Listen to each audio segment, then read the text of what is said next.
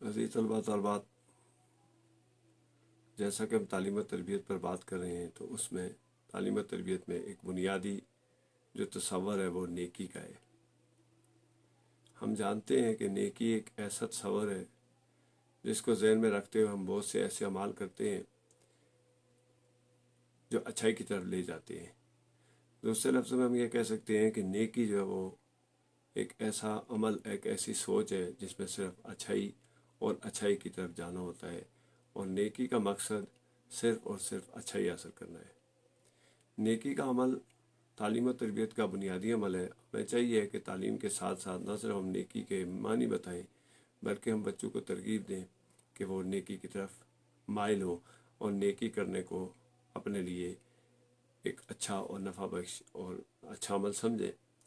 नेकी का अमल एक ऐसा अमल है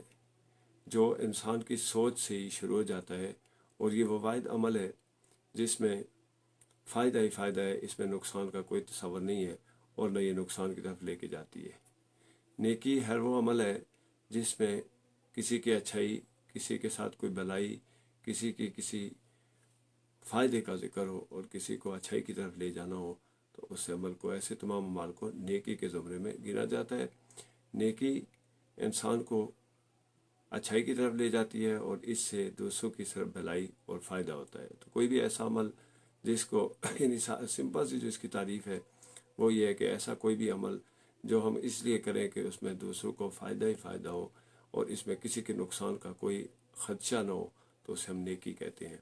अब यहाँ तक जान लेना काफ़ी नहीं है कि हम नेकी के सिर्फ इस कंसेप्ट को समझ लें और जान लें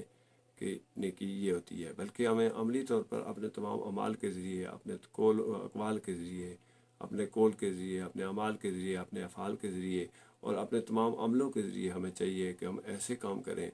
जिसमें लोगों का फ़ायदा हो और किसी के नुकसान की कोई गुंजाइश ना हो। अगर हम इस तरह का अमल अपनाएंगे तो इसका मतलब ये है कि हम नेक लोगों में गिने जाएंगे, और यही नेकी का तसव्वुर है। यानी मजहबी तसव्वुर से हट कर भी किसी भी मज़हब से किसी भी फ़र्द का कोई भी ताल्लुक़ हो, अगर उसका वो अमल दूसरों की अच्छाई के लिए, दूसरों की भलाई के लिए और दूसरों के लिए फ़ायदे के लिए है, तो वो अमल उसका नेकी गिना जाएगा। और अगर किसी अमल से किसी का नुकसान होता है और किसी को उससे तकलीफ़ होती है, तो वो अमल जो है वो बुराई के ज़मरे में आएगा। तो हमें ये समझ लेना चाहिए कि नेकी जो है वो एक ऐसा अमल है जिससे लोगों का फ़ायदा होता है, और हमें अपने अमाल में और अपने तमाम ज़िंदगी के तमाम मामलात में दूसरों की अच्छाई के लिए और दूसरों की